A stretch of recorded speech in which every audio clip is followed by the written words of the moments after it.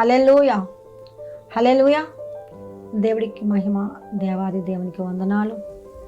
అలాగే ఈ కార్యక్రమాన్ని వీక్షిస్తున్న ప్రతి ఒక్కరికి కూడా యేసుక్రీస్తు నామములో మరొకసారి వందనాలు చెల్లిస్తున్నాను. ఈ ఎపిసోడ్ మరలా దేవుడు నాకు ఇచ్చినందుకు దేవునికి కృతజ్ఞత. ఎందుకంటే మరలా చెప్తున్నాను, ఇదే మాట అనేక సార్లు మనం చెప్పాలా దేవునికి కృతజ్ఞత. ఏమై వారమో ఎచ్చటి వారమో ఏమాత్రం యోగ్యత లేని వారికి దేవుడిచ్చిన ఆ వాక్యం వినడానికి మీకు చెప్తున్నందుకు నాకు, ఎందుకంటే ఈ మాట చెప్పాను, ఒక వాక్యం అందించడానికి కానీ ఒక వేదిక వేయడానికి కానీ దాని వెనకాల చాలా కష్టాలు ఉంటాయి. డబ్బులు, మనుషులు, పరిస్థితులు, ఆరోగ్యం, ఇవన్నీ చేస్తే మీకు మెసేజ్ వస్తుంది. దాన్ని బట్టి మీరు దేవునికి కృతజ్ఞత చేయాలి. కూర్చొని వాక్యం వినడానికి. మాకెవరైనా అలాగే వినిపిస్తే మంచి మంచి ప్రసంగాలు ఎవరైనా చెప్తే వినాలని మేము ఆశ కలిగి ఉంటాం. అందుకే మీరు దేవునికి సేమ్ టైంలో ఏ యోగ్యత లేని నాకు ఇచ్చిన ఈ మనసుని బట్టి, పరిస్థితులు బట్టి దేవుడికి నేను కూడా కృతజ్ఞతలు చెల్లిస్తున్నాను. హల్లెలూయా. చిన్న ప్రార్థన చేసుకున్నాం. దేవా, నీకు మహిమ చెల్లిస్తున్నాను. సర్వోన్నతుడా, నీకు వందనాలు. సృష్టికర్త, మరొకసారి నీ బంగారు పాదాల దగ్గరికి వస్తున్నాము.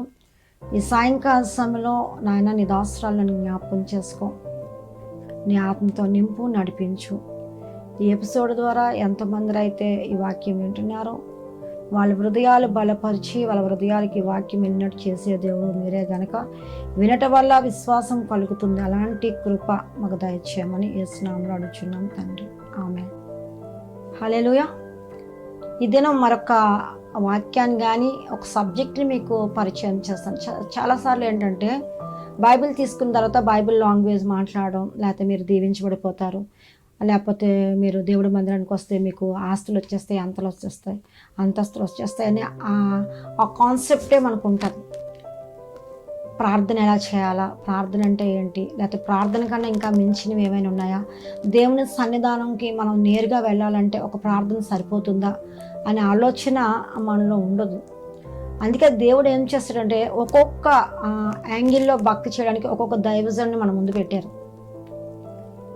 తర్వాత ఒక్కొక్క అద్భుతం చూడటానికి ఒక్కొక్క దైవజనుని మన ముందుని పెట్టారు. ఎవరు ఎలాంటి ప్రార్థన చేస్తారు, అలా ఎలాంటి సమాధానం పొందుకున్నారు, ఎవరు ఎలాంటి భంగిమలో ప్రార్థన చేశారు, ఏం సమర్పించుకొని ప్రార్థన చేశారు, వారు ఏంటి పొందుకున్నారు. ఈరోజు నీవు నేను ప్రార్థన చేస్తున్నాం, ఏం పొందుకున్నాం. మనం ఇది అర్థం చేసుకోకపోతే మనం ఏమవుతామో తెలుసా, కోమాస్థితిలో, భక్తిలో కోమాస్థితిలో ఉన్నవారు. లేకపోతే లెపర్సీ వాళ్ళు అంటారు, కుష్ఠరోగులకి స్పర్శ తెలియదు. వారు ఏం చేస్తున్నారో వారికి కనురప్పుల మూమెంట్ ఇవ్వవు, వారు గిల్లుకున్న వారికి స్పర్శ తెలియదు. ఈరోజు నువ్వేం చేస్తున్నావో నీ భక్తికి ఆన్సర్ రాలేదు అని నీకు తెలియకపోతే నువ్వు ఆత్మీయ స్థితిలో కుష్ఠరోగివి, లేకపోతే కోమా స్థితిలో ఉన్న వ్యక్తివి.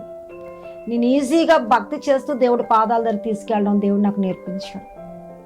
మహాభక్తులు ఉన్నారు, ఏలియా ఉన్నారు. ఆయన ఏం చేశారంటే చాలా జీవితం త్యాగం చేసి అగ్నిరథాలు భూమి మీదకి తీసుకొచ్చారు.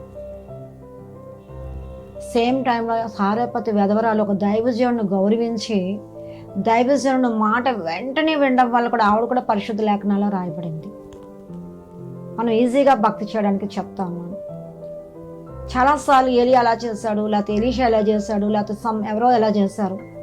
కానీ ఇంకా ఒక వ్యక్తి ఉంటుంది బైబిల్. ఆమె ఎవరంటే పేద వెధవరాలు. ఆమె వేసిన 2 కానుకలు లెక్కించబడింది.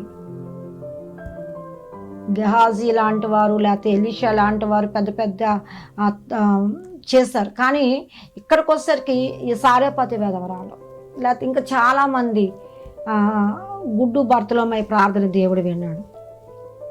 ఈ ప్రార్థనకి కూడా ఏం చేయాలంటే ఒక ప్రిపరేషన్ ఉండాలి మనకి. చదువుకు ఒక ప్రిపరేషన్, ఉద్యోగానికి ఒక ప్రిపరేషన్, లేకపోతే నువ్వు అందంగా తయారవడానికి, మంచిగా వండుకోవడానికి, ఇల్లు కట్టుకోవడానికి అన్నిటికీ ఒక ప్రిపరేషన్ ఏదైతే ఉందో ప్రార్థనకు కూడా ఒక ప్రిపరేషన్ ఉన్నది. చాలాసార్లు మనం ప్రార్థన చేస్తూ ఉంటాం. నాకు ఈ ప్రార్థన అంశం చాలా ఇష్టం, దాని మీద ఎంత నేను మాట్లాడగలను. నాకు చాలా ఇష్టమైనది, ఎందుకంటే ఇదే దేవుడికి మనకి సంధి కుదిర్చేది. దావీదు దేవుడు హృదయానుసారుడు అయ్యాడు.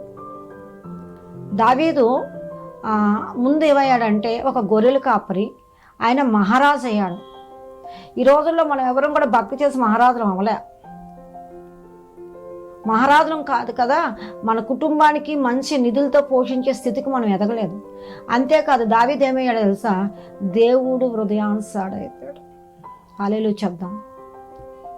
ఆయన కోసం ఒక మాట ఉంటుంది అపోస్తల కార్యాలో, యెస్సయి కుమారుణ్ణి నేను కనుగొన్నాను, ఆయన నా హృదయానుసారుడు, నా ఇష్టానుసారుడు. ఎవరతను? దావీదు. ఎందుకు దావీదు దేవుడు హృదయానుసారుడు, ఎందుకు ఇష్టానుసారుడు అంటే ఒక మాట మనం జ్ఞాపకం చేసుకుందాం. కీర్తనలో 5వ కీర్తన మనం ధ్యానం చేద్దాం.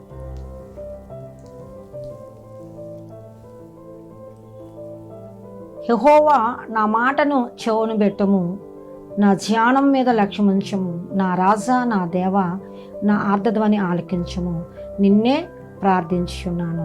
హల్లెలూయా చెప్దాం. యెహోవా ఉదయమున నా కంఠస్వరం నీకు వినబడుచున్నది, ఉదయమున నా ప్రార్థన నీ సన్నిధికి సిద్ధం చేసి కాచుకొని ఉన్నాను. హల్లెలూయా. ఏమని చెప్తున్నాడండి? యెహోవా నా మాటల మీద చెవుని పెట్టుము, నా ధ్యానం మీద లక్ష్మించు, నా ఆర్ద్రధ్వని ఆలకించము. 3 రకాల. తర్వాత ఉదయమునే నా కంఠస్వరం నీకు వినబడుచున్నది, ఉదయమునే నా ప్రార్థన సిద్ధం చేసుకొని నీకు కాచుకొని ఉన్నాను. నుంచి నీవని నేనవని వాక్యం వింటున్నా ఎవరమైనా సరే ఒకే ప్రార్థన 5 రకాలుగా చెప్తా ఉన్నాడు. మొదట మాట్లాడాడు దేవుడితో దావీదు దేవుడు ఒక దగ్గర కూర్చొని ఇద్దరు మాట్లాడుకున్నారు, సంధి కుదరలా. ఆ తర్వాత ఏం చేస్తున్నాడంట? ధ్యానం చేస్తున్నాడు, దేవుని ధ్యానించడం మొదలుపెట్టాడు. ఆ తర్వాత ఆర్ద్రధ్వని చేశాడు, కంఠస్వరంతో అరిచాడు, సిద్ధం చేస్తాడు. 5 రకాల భంగిములు ఉన్నాయి ఇందులో ప్రార్థనలో. దేవుడితో నువ్వు మాట్లాడాలా, దేవా నా జీవిత విధానం ఇది, నా పరిస్థితులు ఇవి, నేను ఇది అంటే. మాటలు ఏంటంటే ఒక వ్యక్తిలో దేవుడు మనిషిని సృజించినప్పుడు అది మంచిదని చూశాడంట దేవుడు. మంచిదంటే అర్థం ఏంటంటే యథార్థత.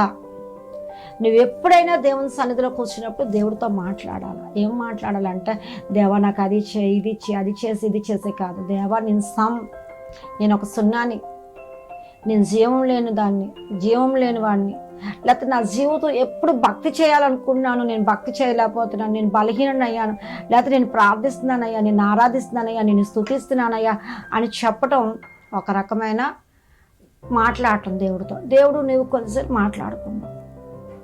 ఆ తర్వాత ధ్యానం అంటున్నాడు. ఏదైతే దేవుడు నీకు వాక్యం చెప్తున్నాడో ఆ వాక్యాన్ని ధ్యానించాలి. ఆ కీర్తనలు 1వ అధ్యాయంలో యెహోవా ధర్మశాస్త్రం ఆనందించుతూ దీవారాత్రం దాన్ని ధ్యానించేవాడు ధన్యుడు. అంటే దేవుడితో నువ్వు మాట్లాడో, దేవుడు నీతో మాట్లాడుతున్నాడు. ఆ మాటలు నువ్వు ధ్యానం చేయాలి. యెహోవా ధర్మశాస్త్రం దీవారాత్రం దాన్ని ధ్యానించేవాడు ధన్యుడు.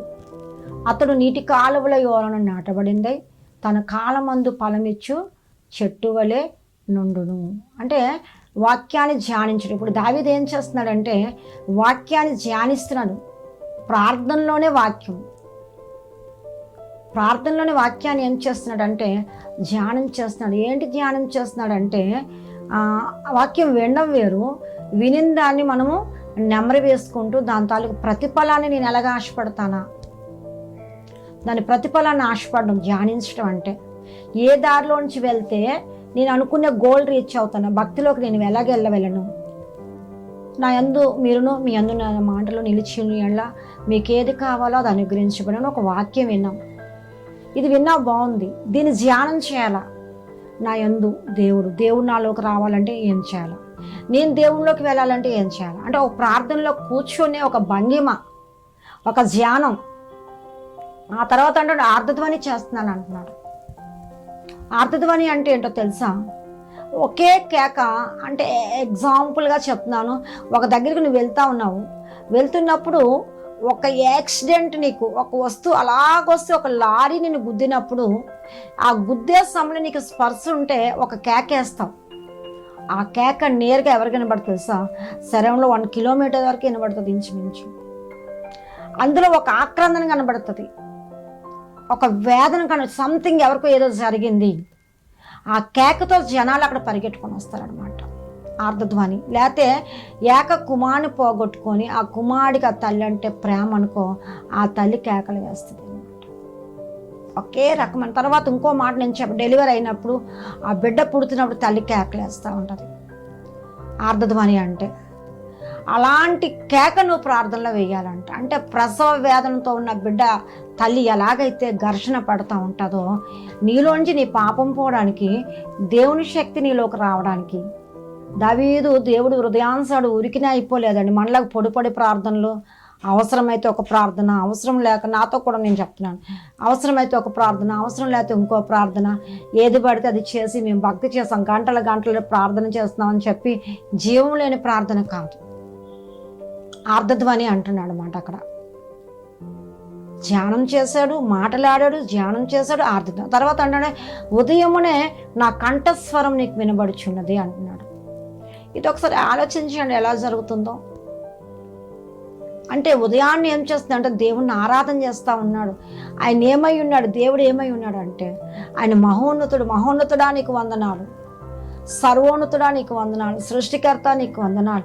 ఆయన ఏమై ఉన్నాడో కేకలు వేస్తూ ఆయన గురించి ఒకలాంటి ఉదయాన్నే ఆ కంఠస్వరం ఎత్తి ఆయన గురించి స్తుతించడం. యేసన్న గారు అదే చేసేవారు. దావీదుకున్న మంచి అలవాటు ఏంటంటే కొండల్లో ఎక్కువ గడిపారు అతను. ఆ కొండల్లోకి ఎందుకు వెళ్ళేవారంటే ఒక కేకేస్తే అందులో రీసౌండ్ వచ్చేదంట. ఆ చెట్టులు తర్వాత అక్కడున్న వాతావరణం దావీదు భక్తికి సాక్ష్యాలు పలుకుతాయి. దావీదు భక్తికి సాక్ష్యం పలుకుతుంది అనమాట. ఒక్కొక్క కేక వేస్తున్నప్పుడు ధ్వని వినబడేదంట.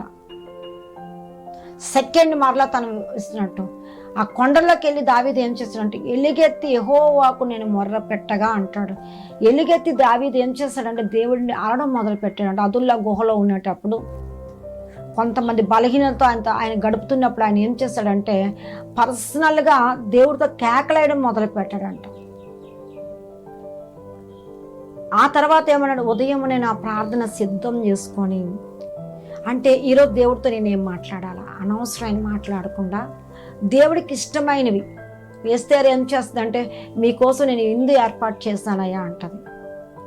ఒక్కసారి దావీదుకి ఎస్తేర్కి మనకేం తెలుసు, ఎప్పుడు దేవుణ్ణి మనకేం కావాలని అడుగుతూ ఉంటాం. కానీ భక్తులు ఏం చేస్తారు తెలుసా, దేవుడికి ఏం కావాలంటే దేవుడితో మాట్లాడడం కావాలి, దేవుని ప్రార్థించడం కావాలి, ప్రాధేయపడుట. ప్రార్థన అంటే ప్రాధేయపడుట. నీ బ్రతుకంతా తేట తెల్లంగా ఆయన ముందు పెట్టుకోవటం, ఆయన వాక్యాన్ని నెమరు వేసుకుంటూ ధ్యానించినప్పుడు అది జుంటితేనే దారాల కన్నా మధురంగా అనిపించిందంట. అదేలా సాధ్యం అసలు వాక్యం? దేవుడు నన్ను ఒక మాట మాట్లాడాడు నాతో. మొదట మాట ఏంటంటే, నా కుమారుడా నేను కన్నాను, వెలపెట్టుకొనుకున్నాను. ఒకరోజు దేవుడు నాతో మాట్లాడినప్పుడు దేవుడు నేను అడిగాను, అదేంటి మా అమ్మ మా నాన్న కదా నన్ను కన్నారు, మీరేంటి నన్ను కనటం అంటే ఆయన మాటకి నేను స్పందించాను. ఈరోజు స్పందన లేదు మనుషుల్లో. ఒక్కలాగా స్టాచ్యూస్ ఉంటాయి కదా, ఎక్కడ అంటే ఇప్పుడు చూడండి విగ్రహాలు పెడతా ఉన్నారు ఈ మధ్యకాలంలో. ఎక్కడంటే అక్కడ విగ్రహాలు, అంబేద్కర్ కానీ, రాజీవ్ గాంధీ కానీ, రాజశేఖర్ రెడ్డి కానీ, లేకపోతే మన ఎవరితో ఒక స్టాచ్యూ పెడుతుంటే ఆ స్టాచ్యూకి వెళ్ళి దండలు వేస్తారు, లేకపోతే ఇంకేదో చేస్తారు, హారత వెలిగిస్తారు, కానీ అవి కదలవు.